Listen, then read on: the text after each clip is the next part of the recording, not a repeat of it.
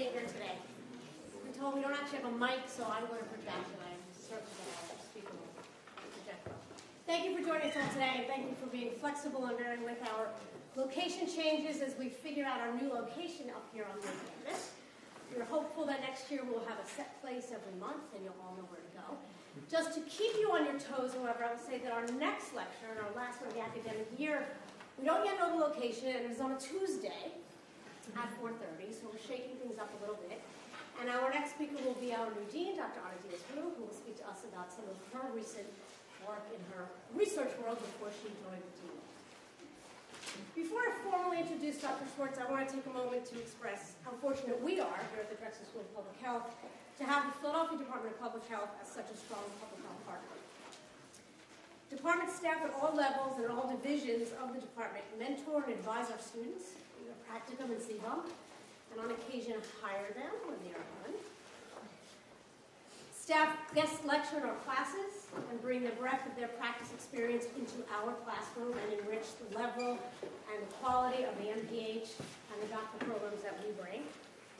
And we collaborate together on service, on research, on evaluation, which not only helps to inform public health locally, but adds to the body of knowledge about what works in public health and has an impact that's far beyond the city's boundaries.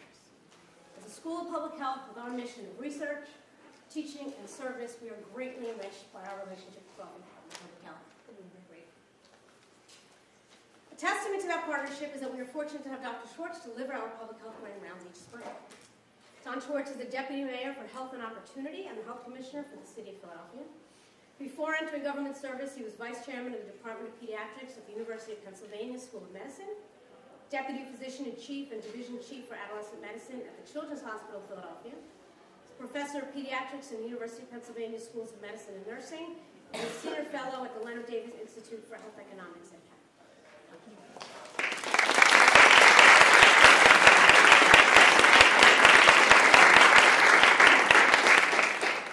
Good afternoon, everybody. I will try to project. As you heard, I'm a pediatrician. I'm not used to speaking loudly in any public place. So, I, this year, want to talk about planning.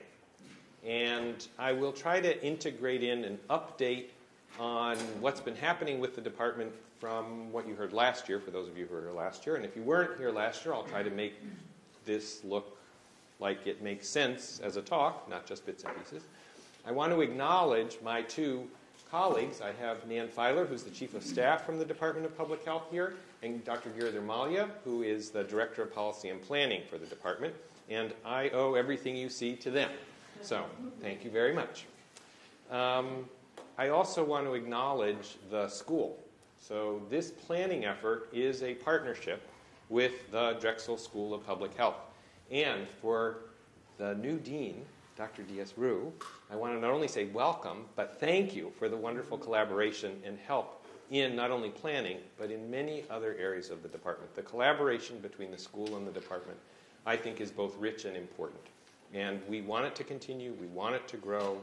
We believe that we jointly share a mission to promote the public health in Philadelphia. So what I'm going to do very quickly is focus a little bit on data and improving health in Philadelphia, talk about departmental accreditation, don't yawn, and then talk a bit about strategic planning for the department. Very exciting. In terms of data, I want everybody to see that we're making progress. What you can see is a steady improvement in the life expectancy at birth for both men and women in Philadelphia. At the bottom, you'll see that these are data from 2010. In 2010, the U.S. life expectancy at birth... Uh-oh, what am I not doing? It's on. It's just minor Technical difficulties. The computer's working, but the microphone isn't.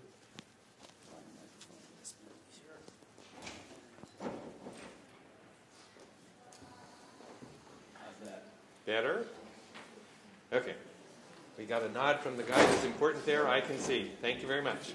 So, U.S. life expectancy at birth was 81 years for a woman and 76 years for a man. Not so different from the city of Philadelphia, but you'd think with all the health care resources in the city, we would be gangbusters better than the nation as a whole, which we all know we're not. But you can see steady progress here. You can also see life expectancy differences across racial and ethnic groups, and you realize, as I do and the department realizes, that the real work that we have to do is one around disparities. We don't just need to bring the top up, we need to bring the bottom up. We need to assure that people who are not living nearly as long as they should need to live longer, productive, healthy lives. So, what you will hear is a focus from the department that is particularly related to improving disparities in Philadelphia. I hope it's a razor-sharp focus on disparities. It clearly is critically important to the work we do.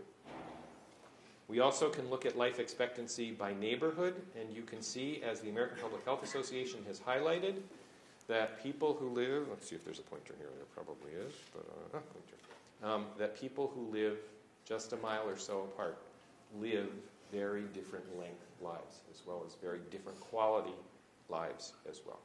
So the sadness of America in terms of the proximity of disparity is very much played out in Philadelphia. The mission of our department is based in our vision that we think of a city in which every resident is able to live a long, healthy, and productive life, be free of preventable disease and disability, and live, work, learn, shop, play in environments that promote health. In order to do that, our mission is to protect and promote the health of Philadelphians and to provide a safety net for the most vulnerable. My guess is that we share the vision. And my guess is that your mission is slightly different from what I know, but we overlap substantially. And that is why the school and the department, I think, are, need to be, will be such important collaborators. One thing that has happened over the last 6 years is that we have tried to redirect and focus the department on the pyramid that you see here. The health impact pyramid, the concept was developed by many people, but put forth in this form by Tom Frieden, who is the head of the Centers for Disease Control and Prevention. And what you see is that it highlights that socioeconomic factors have the largest impact on health. Hopefully we all know that. And that above that, the next largest set of factors has to do with the context in which people live, work, play, and so forth. And then there are a series of interventions of varying levels. The way I like to divide this is at this level and say here, in one way or another, is the clinical care system. That's the biggest investment that the Affordable Care Act makes. And then the puny investment down here has the biggest impact. That is the work of government. It may be our work, but we need direction from people who can study and think and analyze the relationship between factors within context, accounting for socioeconomic factors, and their impact on health. And we then pirate all the good work of academia and say, in partnership, if you develop it, we'll export it and do it at scale. And that has been the watchword of the department over the last, I hope, over the last 6 years. Looking forward, and now around us, we are in the midst of a process called public health accreditation. As you may or may not know, the federal government, the American Public Health Association, and others came together and created an entity known as the Public Health Accreditation Board with the vision that health departments at all levels in this country would go through a standardized process to be accredited. The Centers for Disease Control and Prevention added the kicker that those places that aren't accredited may not receive certain kinds of funding after 2016. If you want to get the attention of government, take away its money. So, or anybody else, I suppose. So we currently aim to be fully accredited in 2015. It's a long and complex process, particularly for a big city health department. The first thing here that sort of disappears into the title a bit is documentation of 300 plus standards and measures. So there are very detailed individual requirements that have to be documented in writing of the processes and standards that we have for the department. The good news is that we worked with Drexel School of Public Health in 2010 in anticipation of this with a preliminary set of accreditation standards, and we had more than 90% of them in place. So we're working at the 10%, which is great, and we will be ready for accreditation in 2015. in advance of accreditation, as actually part of our application, we have to have a series of other documents. The first of which is a community health assessment. That is a jurisdiction-wide look at a fairly deep level at the state of health in Philadelphia, and it has to be vetted by audiences throughout our community. We are doing this in partnership with the Drexel School of Public Health, but most of the work on the assessment was done within the department in terms of the data piece. That report then gets shared with folks in communities around Philadelphia and organizations around Philadelphia and leads to something called a Community Health Improvement Plan. That improvement plan is the community's ideas about how community, not government, will work together to promote the public's health. That process is being led by Jen Kolker and this School of Public Health in collaboration with Dr. Malia and the Department of Public Health. And Jen, I know, has blisters on her fingertips from the creation of this report, which we are excited to see. The department itself is to take the community health assessment information, input from community, input from our department, and develop a strategic plan. And I'm going to talk more about that strategic plan today. And finally, we have to also continuously improve quality. We have instituted within the department very broad and now increasingly deep performance management and quality improvement processes and objectives throughout the department, which I'm happy to share with anybody who's a wonk on that sort of stuff.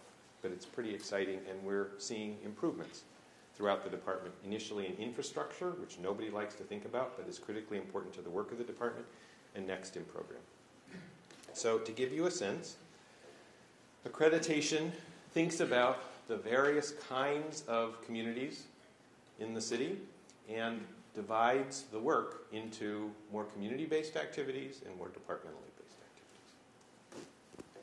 In terms of a timeline, you can see in red that we are currently vetting and finalizing the strategic plan and the community health improvement plan, all to be able to put in our application here, early June 2014, and then we have a series of other steps that are going to happen, both in terms of mock reviews by us, complete application including all the documentation of those 300-plus standards, and then we have a site visit, updating things after that, but somewhere in here will be accredited, we hope. We begin the strategic planning piece again with our mission and vision. I've read it once, I won't read it twice. We have guiding principles that we are being guided by evidence-based work, the impact of various work that we do on public health. We're devoted to equity, professionalism, and collaboration. And all of this will be, if it's not already actually, available online. It will all be available online. The community health assessment, you saw the life expectancy pieces from it. It's all available on the department's website, phila.gov/health.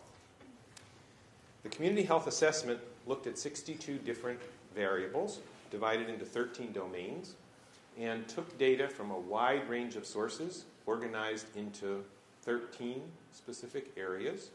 And for each area, there are a series of variables. And what it was able to do is that same, what has the trend over time been? How do we compare across racial and ethnic groups and gender? How do we compare across neighborhoods in the city? And then how do we compare to other cities or counties around the country? And with that, we gain a certain amount of wisdom and insight, and we can think about organizing variables and organizing things to begin to see patterns. So, for instance, we can look at indicators that have improved over time. 63% of the indicators that we looked at have been improving over time. About 21% have gotten worse over time. And you can see that they're varied, but some chronic illness, particularly related to obesity, some sexual health issues, some issues around coverage and insurance, prenatal care, which I think goes in some ways here. There's an adult mental health and excessive teen drinking. You begin to see the pieces fit together, and that begins to identify areas for future work. Things that aren't changing over time. All of this is on our website. And then by racial and ethnic groups. What's looking better? What's looking worse? Where do people disproportionately have negative affect? You can see that for 59% of the variables, Black, non-Hispanic people in Philadelphia are doing worse than others. But For about 28%, Hispanics or Latinos are doing worse, 11% Asians, and 9% whites. And the variables for some groups cluster nicely, and in others they're so diverse and varied that we say we have a lot of work to do, as you might imagine. We can also do it geographically. What we know and what we learned was clustering geography clusters race and ethnicity in Philadelphia. So that was known to the department, but what we found was audiences across the city didn't put the connection together. So while people read in the paper that, for instance, in lower southwest Philadelphia, there were issues of adult obesity and hypertension, people didn't know the change in demography in lower southwest. So part of our work was to educate groups who should have some interest in the public health about the simple demography of Philadelphia. So it was an interesting process. And from all those, we sifted through, we worked with community organizations and agencies, we worked within the department. We have 4 priority areas going forward as our strategic plan. Women's and infants' health, sexual health, chronic diseases related to tobacco, and environmental health. The big one, there are 2 big ones that aren't here that you'll ask me about. One is access to health care. And that's not here because, although the department delivers care to about 85,000 people in our 8 federally qualified health centers, and although we enrolled 1,171 people into the Affordable Care Act, and although we advocate constantly for improved access both here and in Harrisburg, those activities are pretty well in place. And a lot of it is prescribed and going to evolve in terms of the Affordable Care Act. So for us to strategically plan, it's a little early in the process in some ways. In other ways, it's late in the process. So it's not one of our strategic areas. The other has to do with behavioral health, and I include within behavioral health for this violence.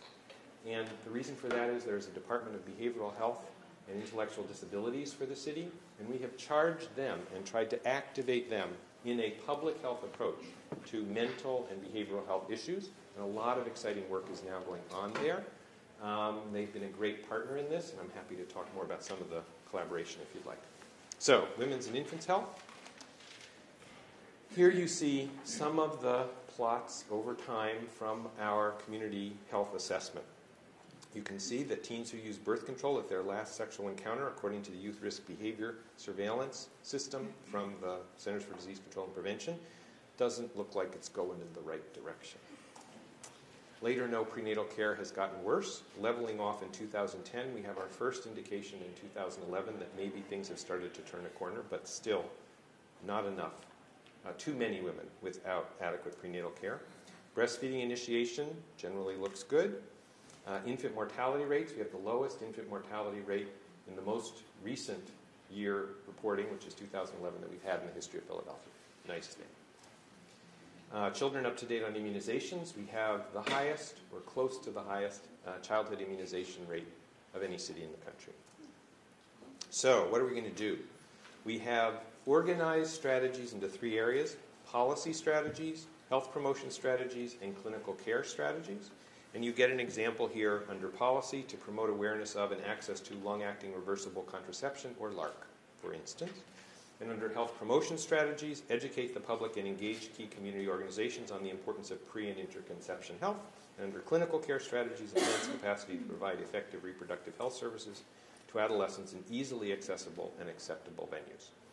And rolled under this, then, there are a series of activities that need to happen in order to achieve the objectives that we have for each, and so on. Objective 2, decrease infant mortality, and some strategies.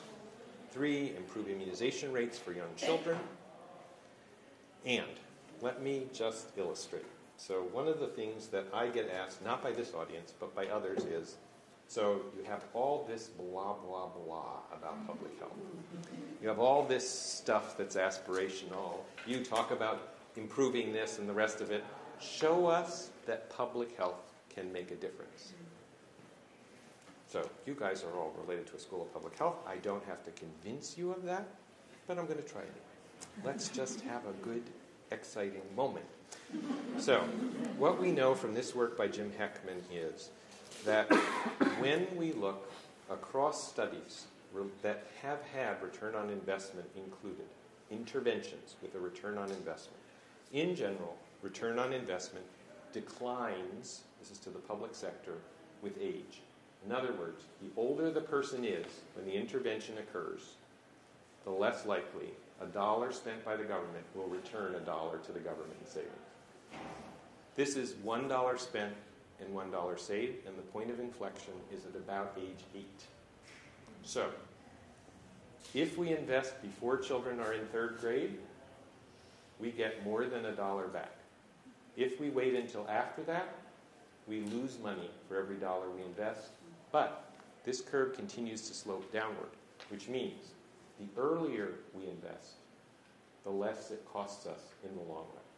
So it's always better to intervene earlier, but the best is to intervene while children are particularly young. The challenge for public health, I think, in intervening with children is, particularly for the first 5 years of life, we don't have our hands on those kids. They may come occasionally to a doctor or nurse practitioner, but where are they? We saw that with H1N1. With the epidemic of H1N1, we had to immunize a very large number of very young children in Philadelphia. We didn't know where they were. We didn't have addresses for them. We didn't know their neighborhoods. Many of them hadn't come for immunization, while we have an incredibly robust immunization registry. 96% of all immunizations given to children under the age of 20 in Philadelphia is in our registry. We don't know who we're missing. There is no tracking of children. In addition, we know from this graph that if we were to look at just the variable of educational achievement, we would find that the inflection point is the same, and what the education folks have said for 30 years is that if a child can't read at grade level in 3rd grade, that child's likelihood of graduating, that child's likelihood of spending much of life in jail, that child's likelihood of remaining on welfare, that child's every bad indicator goes up not just a little, but substantially. The inflection point in this graph for education is in 3rd grade.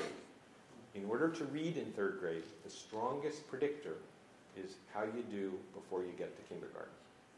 So, public health wants to get to those kids to know where they are and get them into good things. But the big good thing for the future of the city is to get those kids ready to learn by the time they start school.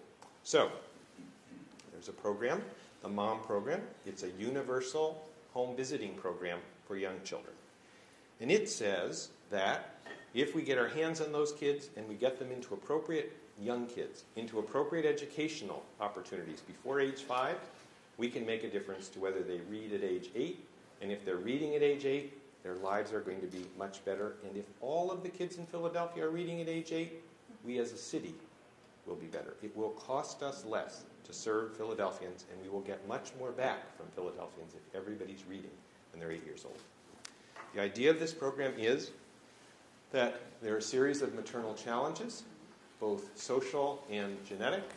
Those affect both mothers' management of a child's environment, and they directly have some impact on the cognitive ability and child behavior. That there's an intermediate variable here in terms of the child's learning environment. Mother's challenges and mother's management of the child's environment make a difference, particularly the learning environment, and these two together help determine the cognitive ability and child's behavior. The point of intervention for the MOM program is here, trying to enhance the learning environment for the child through improving the ability of the mother to do these things in order to get children into early learning environments, particularly early intervention and Head Start and quality preschool.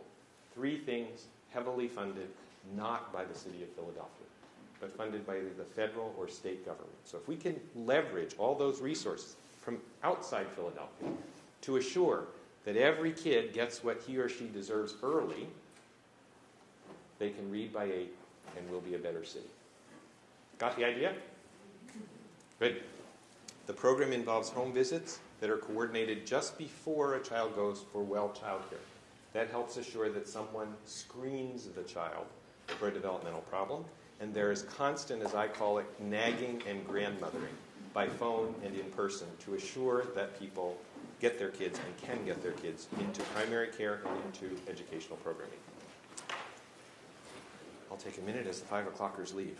Okay. The outcomes from this program at 60 months of age showed that there's a substantial improvement in early intervention services. There's an improvement in early Head Start utilization, an increase of about 600%. Regular daycare use goes down. Head Start is the preferred daycare. That is an educationally more competent daycare. And you can see a doubling. This is early Head Start. This is a doubling in regular Head Start. And more interesting in some ways, the rate of physical aggression in 5-year-olds goes down in a randomized controlled study of this intervention by a factor of 77%. Frequent eyes, frequent attention to educational achievement by kids, and help of parents understanding child's development makes a difference to whether children use aggression in their interaction with other children and with adults. The model is, I think, feasible. It's inexpensive on a per-child basis compared to all of the other home visiting programs for young children that have been approved for use by the Maternal and Child Health Bureau in Washington. It's linked directly to hospital discharge. That is, enrollment begins at the point when a child is born. So we have 100% of the kids who we need eligible, and we can get our hands on them and then follow them from hospital, home, and onward. Based on universal Head Start data, the savings should be great lifelong, and it creates job opportunities for interveners in low-income communities. So we've started in 5 zip codes in Philadelphia that have the highest rates of DHS involvement and the highest rates of poverty. We are now doing this program. We're enrolling all eligible infants from 2 hospital delivery rooms. All workers are from the targeted community. More than half of them are bilingual. We have 1,300 mothers and infant pairs who have been enrolled to date. And the plan is to continue to expand by zip code and by hospital until we cover about 8,000 to 10,000 births in Philadelphia. And if we can get to that point, and if we can do it for 5 years and then continue, we will change what it looks like in 3rd grade for children in terms of reading. What I'll say has been most exciting to me is to see that we now have sibling pairs and we have mother-sibling pairs. And we're beginning to penetrate the communities enough that people, when we go to visit them in the hospital, say, "Oh, you're from the mom program. My sister said you were coming. I'm in." Very exciting.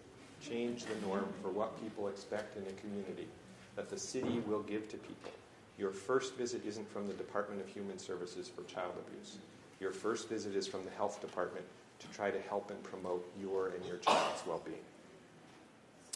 So that's a little bit on infant health.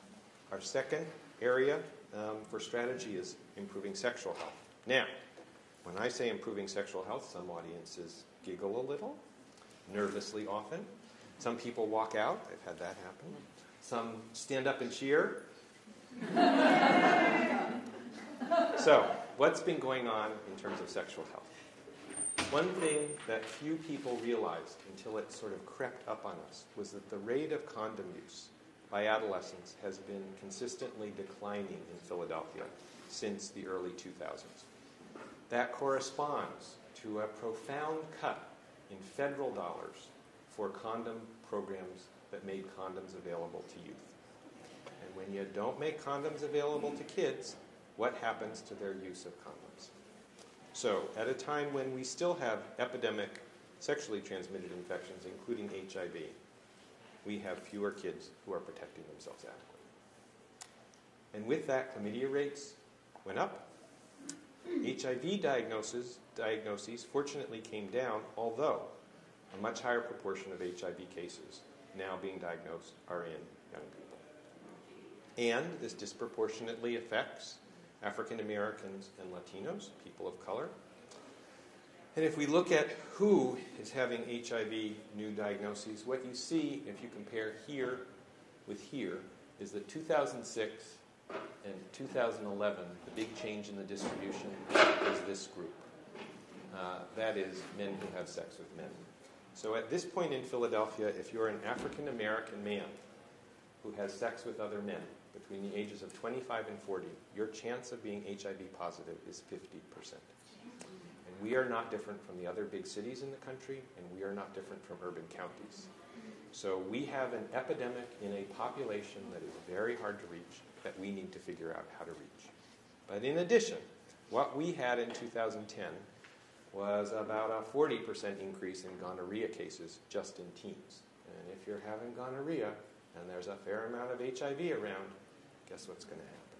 So, our objectives going forward are to decrease STD rates and increase condom use among youth and young adults, to reduce new HIV infections and improve linkage to timely, high-quality HIV care.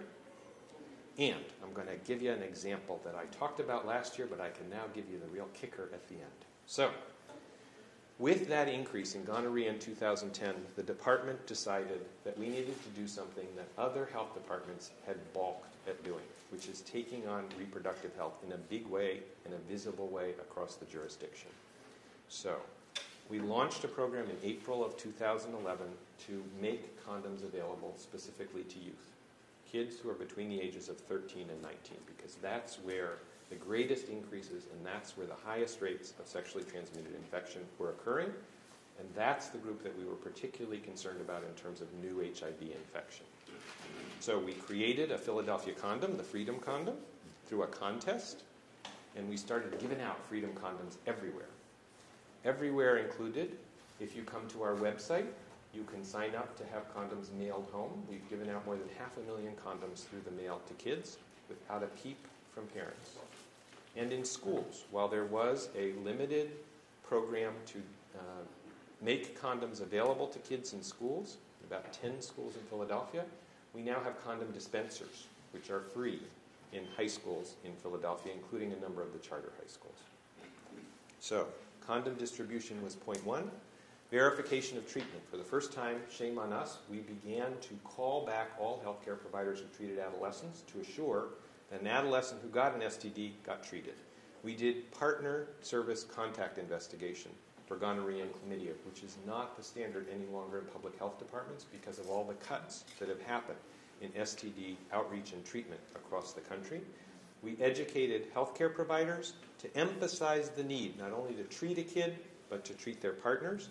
And I want to point out Nan Filer's great work at advocating with the state and in the city to assure that if somebody gets their hands on somebody who has an STD, we can give them treatment for their partner, so that you don't just treat one, you treat them both if we have a treatable STD.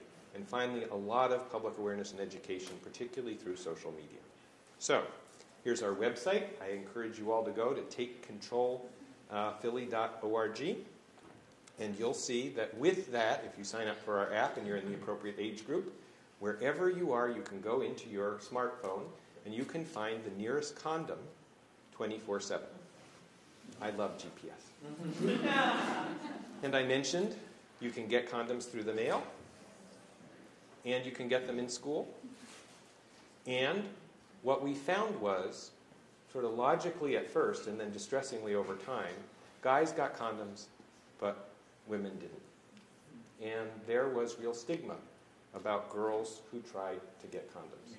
And so we undertook on Facebook an advertising campaign called She Takes Control, which has been really successful in getting girls to order condoms for themselves and make sure they have a condom with them all the time. And there's not just chat here, but instruction to help people with that conversation with the partner about why you need to use a condom. So, the Facebook ads have reached, now I know nothing about these numbers, but people tell me they're impressive, 540,000 individuals between 13 and 19 in Philadelphia. We have 2,200 new likes, which is an increase for the department. Nobody liked us. Between about 18.6%, and we have, as I said, lots of mail orders of condoms. You see here when we do our Facebook ad campaign. So for those of you who don't know any more about Facebook than I do, let me explain what I understand.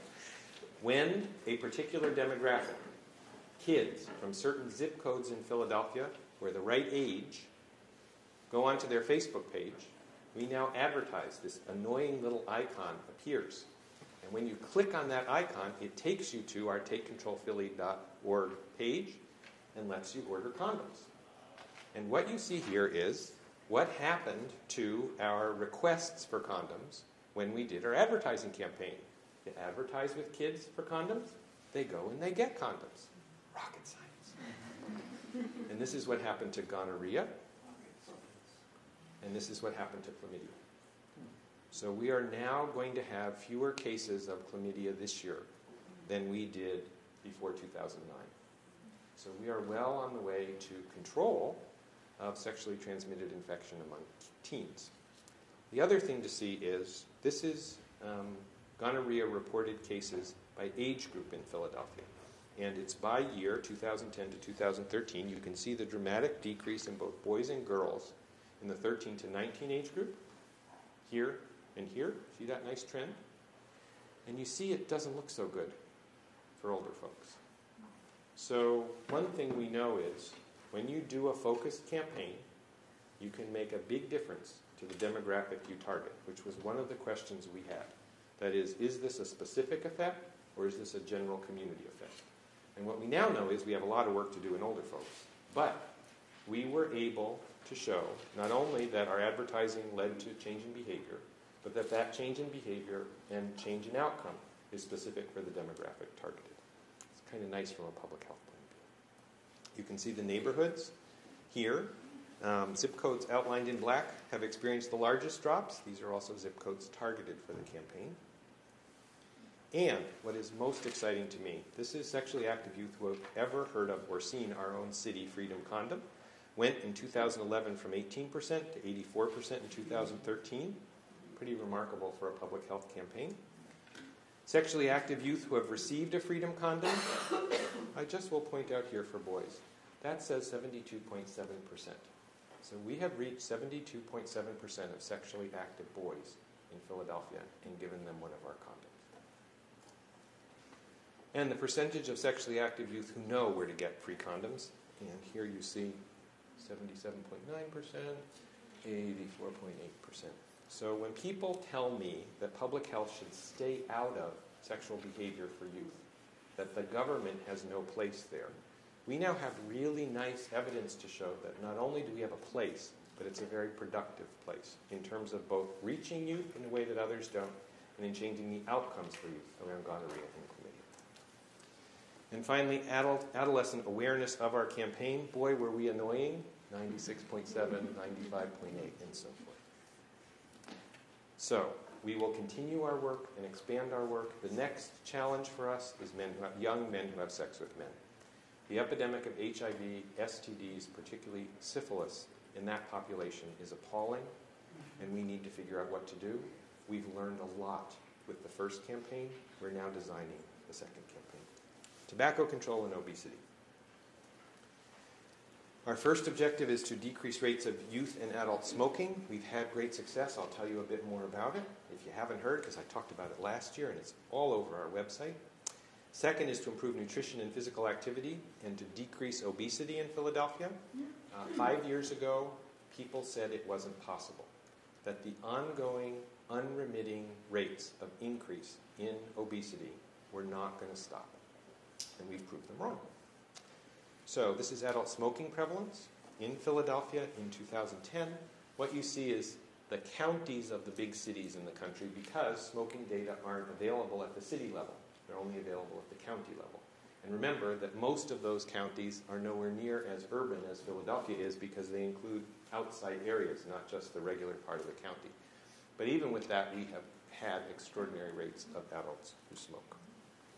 And if we look at prevalence, you see that certain areas of Philadelphia, it looks somewhat different than that life expectancy map, right? But you can see that there are certain areas where it's predictable that people have high adult smoking prevalence, so we know where to target, particularly as a department.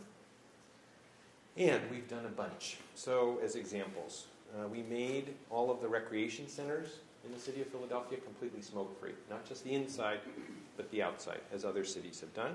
That meant we had about 850 new smoke-free acres.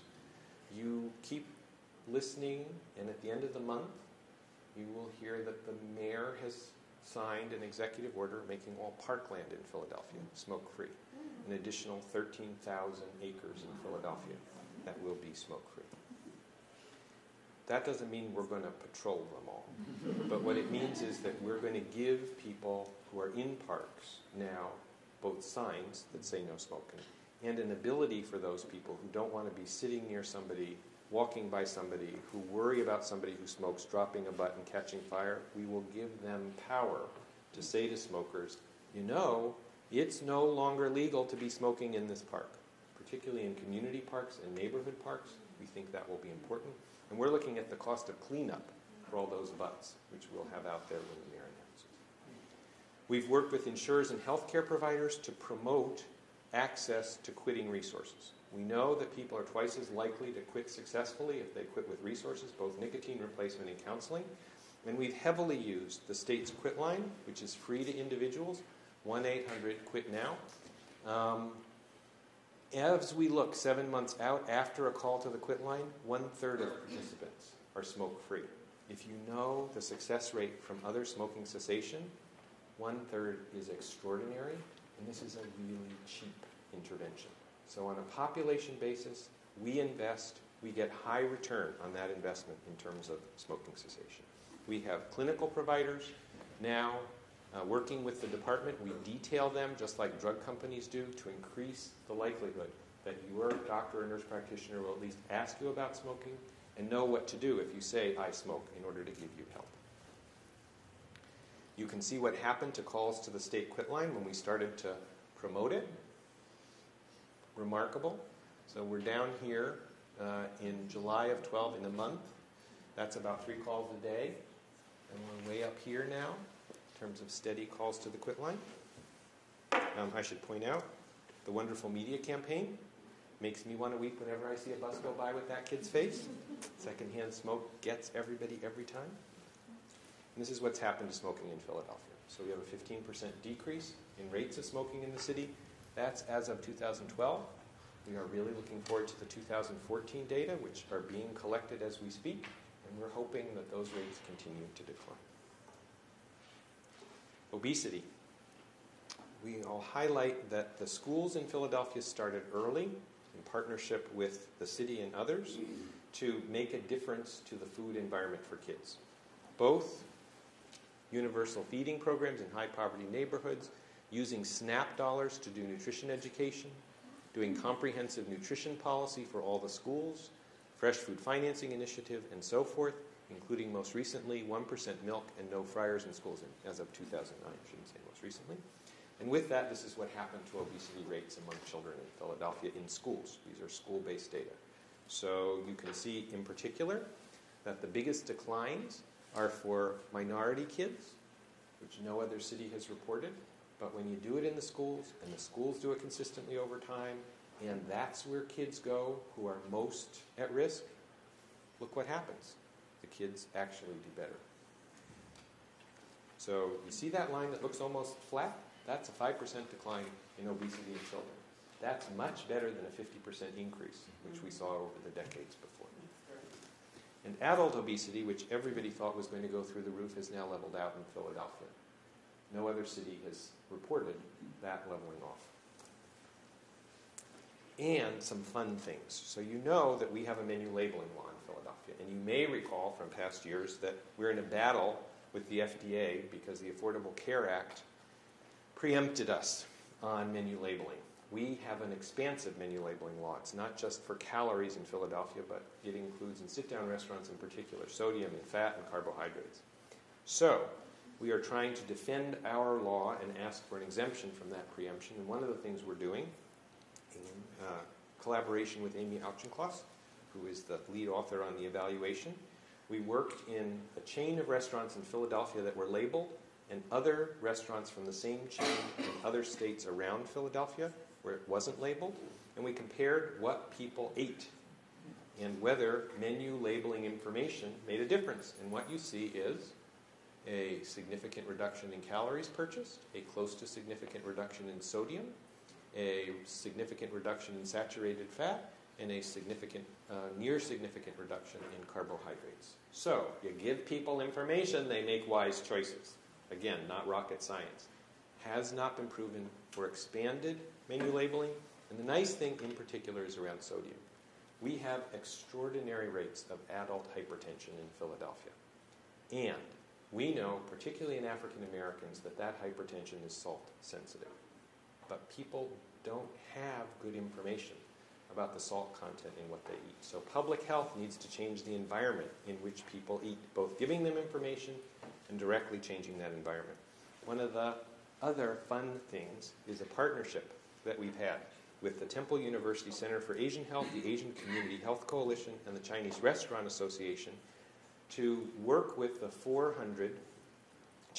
half of the 400 Chinese takeout restaurants in Philadelphia to have their usually untrained chefs get trained by an expert Chinese chef on how to make lower sodium food.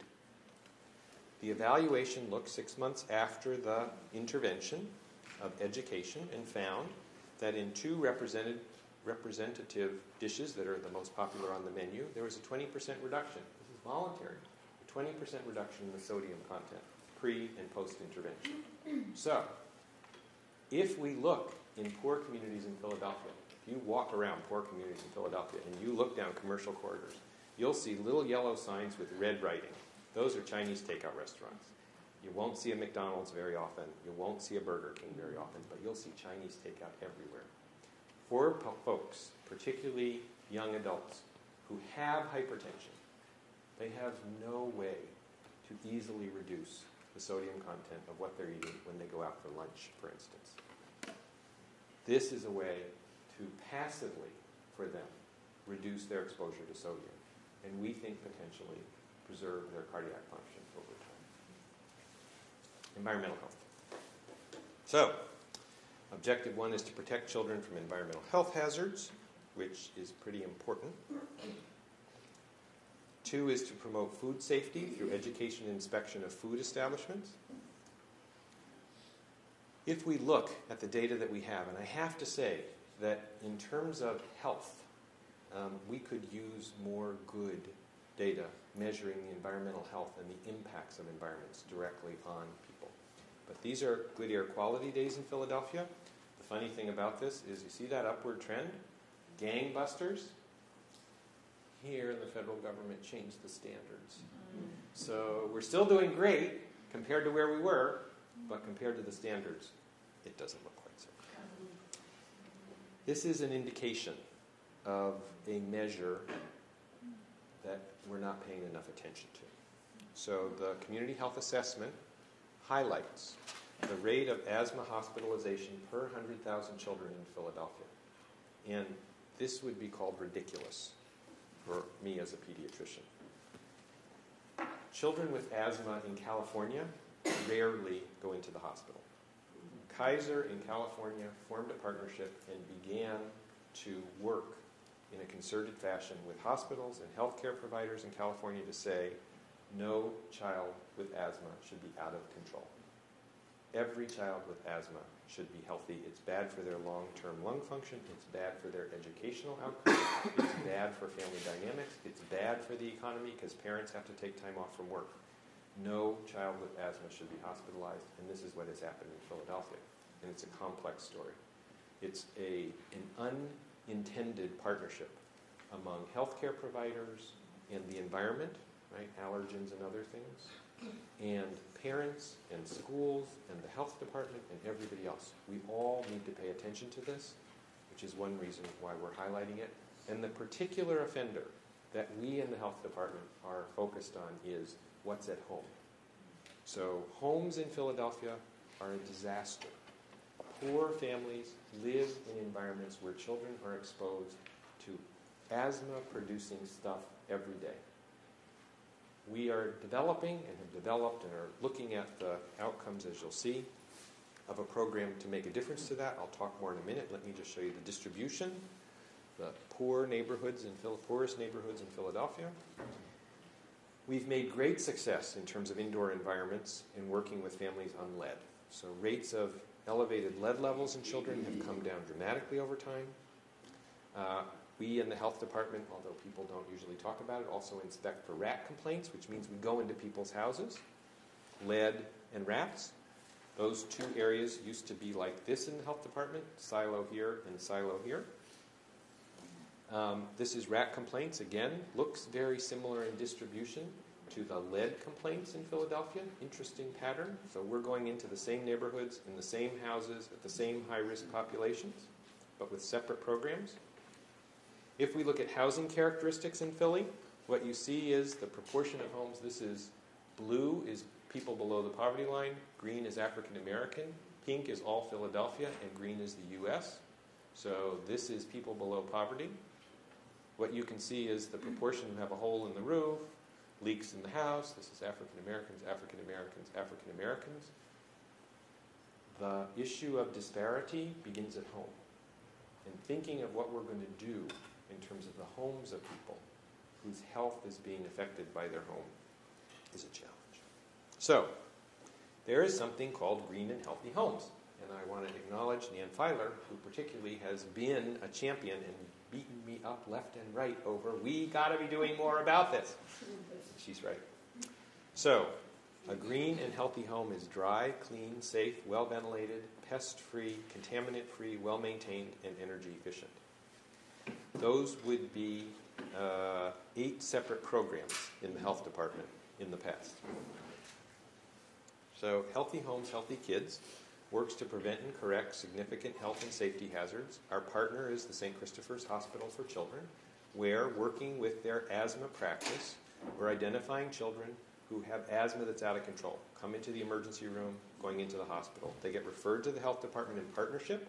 Their nurses and our workers work together to get into people's houses and clean and fix the houses.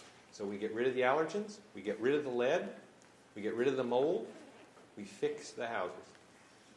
270 families have been enrolled and 160 homes have been remediated as of the time of these data. And the results include fewer asthma attacks, surprise, and reduced ER and inpatient hospitalizations. 270 families, 190 completed assessments. The remediation was completed in 160. The average cost is $3,500. If you think of how much it costs to hospitalize a child, this is pennies on the dollar. And weatherization, which we know makes a difference to energy use and the cost to families. So, here's an example.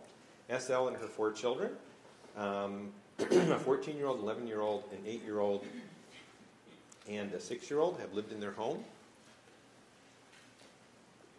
in lower northeast Philadelphia for over 7 years. All four children have asthma. They get their care at St. Christopher's, and the youngest child has the most severe and difficult to control asthma symptoms. A home assessment was done with this family. They had significant roof leaks leading to mold. They had moisture damage in the ceiling of one of the bedrooms, pest infestation in the kitchen, basement, and other rooms. They had carpet downstairs and in the child's bedroom, which was a tripping hazard and harbored dust and pest waste. There was lead hazard on some of the windows on the first floor and no working carbon monoxide alarm. This would have involved a whole bunch of different parts of the health department, and they would have had to coordinate. We now have one cross-trained single team of people who are expert at working with families, who are going into these homes and can do everything. So, we repaired the roof leak and the water damage and removed the mold. Carpeting was removed and the floors were refinished. We replaced and repaired the leaded windows. Vector control unit installed the appropriate things to stop the pests. We provided an energy audit and weatherization interventions and helped the family develop their own environmental plan. This is before. This is after. Looks like one of those things on TV. And now for the fun part. So, pre-intervention, average number of hospitalizations for asthma, post-intervention. Pre-intervention, past 6 months, how many times your child was in the emergency room, post-intervention, and so forth. We can't get the insurers in Philadelphia who are benefiting from our intervention to pay for it. So at the moment, the separation between the public health system and the personal health system means that we have to do the right thing without resources, and we, the health department, can't sustain it because the dollars don't come back to us. So we're looking at mechanisms for trying to leverage dollars from the health insurance system, but as you know, decision-making at both the federal and state level have increasingly taken dollars from the public health system and fed it into the health care system. So we think this is an important intervention with important data to show its effectiveness. Oops, sorry. Let me end by saying, early in public health, as you all know, we fought all kinds of diseases. This is one of our all favorite photos. This is the old rat control team in the city of Philadelphia. I love that picture.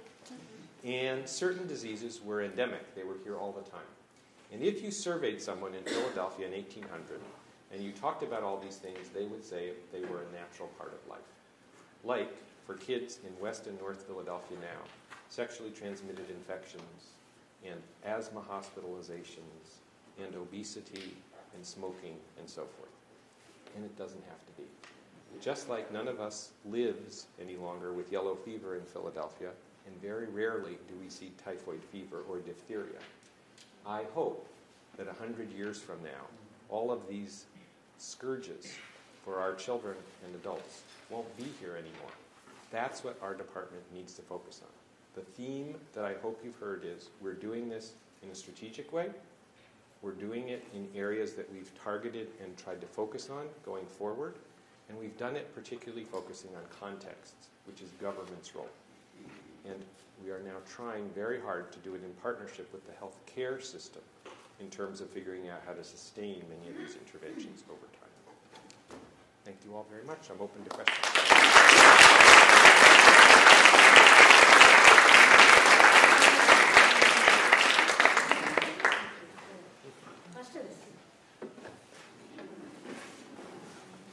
It's a remarkable story, and you know, the great pride you obviously have in what the health department has done with your colleagues, you know, is clear and justified.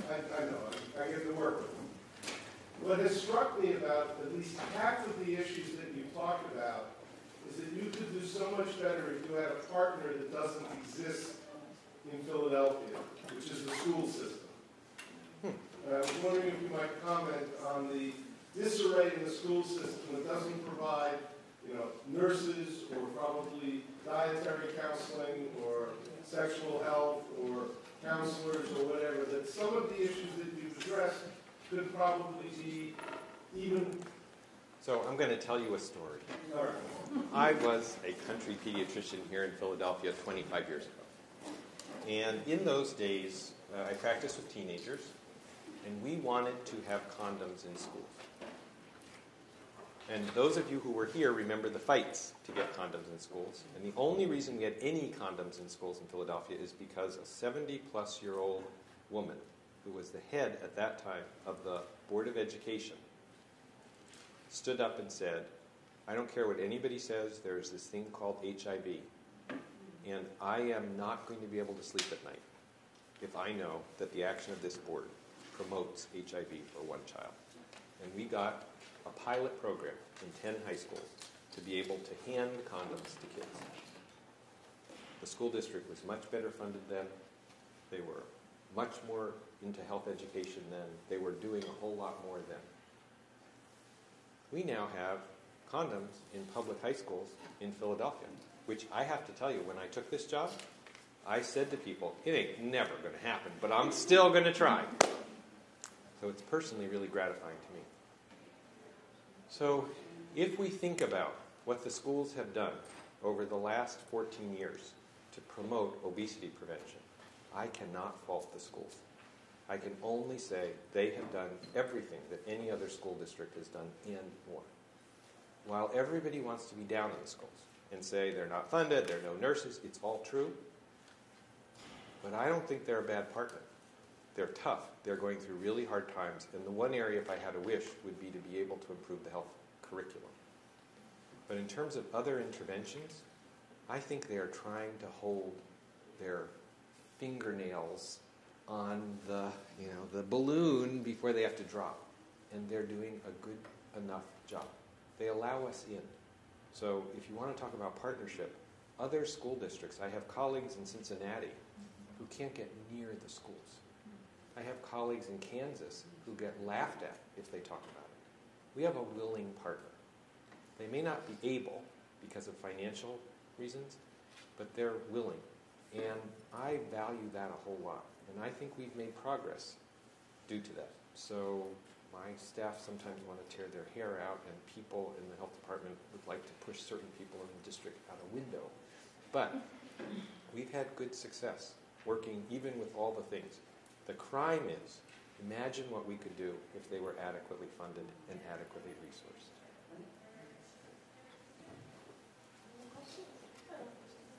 That was great. It was great to hear about all the terrific stuff Welcome you're aboard. doing. Thank you. So I was wondering if you had any comments. I mean, there is all this talk now about the context of the Affordable Care Act, about the population health provisions, and how is that going to affect? Is this going to help public health or hurt us, or? It's going to be great.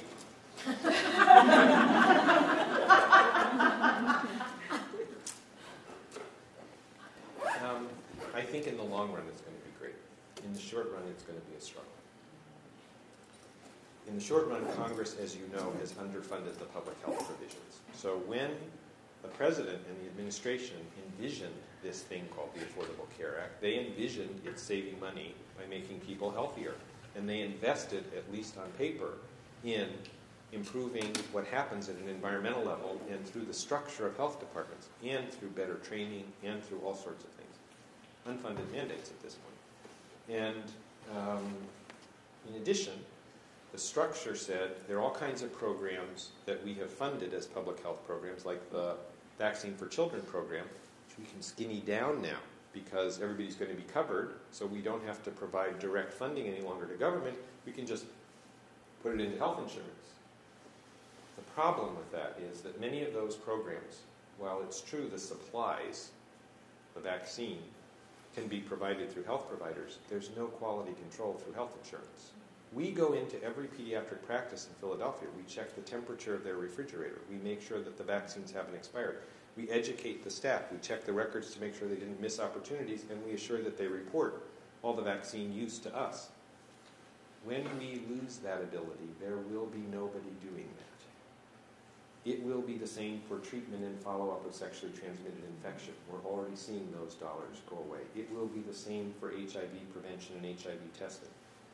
My worry is that the great grinder of funding for health care is going to take as its product a whole series of things that people have worked really hard to create as an infrastructure for public health, and that will go away until, like condom distribution and condom availability, people realize, oh my God, we have a sexually transmitted disease infection because the federal government stopped funding condoms at the local level. That's bad policy. So I can foresee it, I can articulate it, I can't stop it. But it worries me. The other thing that is worrisome is there is a federal policy direction now to take funding that's gone historically to large cities and to move it to states. And Congress is promoting it and the administration is allowing it. And probably the worst area was around healthy homes. So there was healthy homes money that the states got, that the federal government had that came to states, to cities, and they've now moved it to the state. What the state did with that money was they cut us by 90%, because the politics at the state is let's evenly divide it across Pennsylvania. We've documented need. So we have enormous need. Pike County, little need. Money is equal. Mm-hmm. So not wise from the point of view of ultimately promoting public health. You said it would improve in the long run. How will it improve? I think it's going to be so bad that people are going to have to acknowledge that something needs to be done. And I fear what that's going to look like, and I fear that it's going to happen categorically.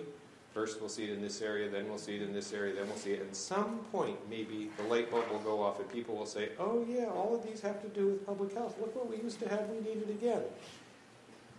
Unfortunately, there is a deaf ear at the moment in Congress about that. And I think there will be a deaf ear until we see something terrible.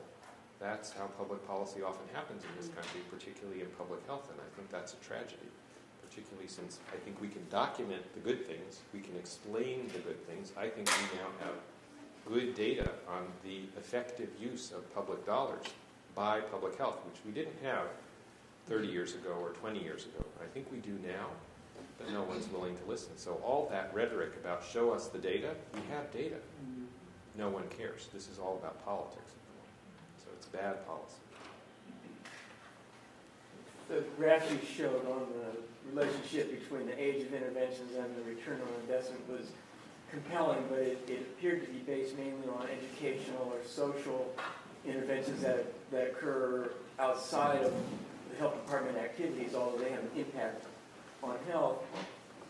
So I guess the question is, could that be used to argue against interventions where you are focused on teens or young adults? Because it looks like so many of the impressive accomplishments have been targeted towards older age groups. So there are two things to say about that. One is, for instance, lead intervention is included in the work that Jim Heckman used. The nurse-family partnership is in the work that Jim Heckman used. So there are plenty of health interventions actually included. He had 10,000 different studies that he used in a fleet of people. So we didn't get left out. Okay. The second thing is the asymptotic nature of that curve, the hyperbolic shape of that curve, means that earlier intervention is always cheaper in the long run. So while it's best to do it earliest, it makes no sense not to continue to intervene earlier, particularly if we think about what are the big cost drivers of the U.S. healthcare system. So chronic illness, Alzheimer's disease, disability, we don't want to get there. We got to intervene earlier. We're not going to get an even return. So it's going to cost us $1 for every 90 cents of return. But if we wait, it'll cost us $100 for every 15 cents of return, right?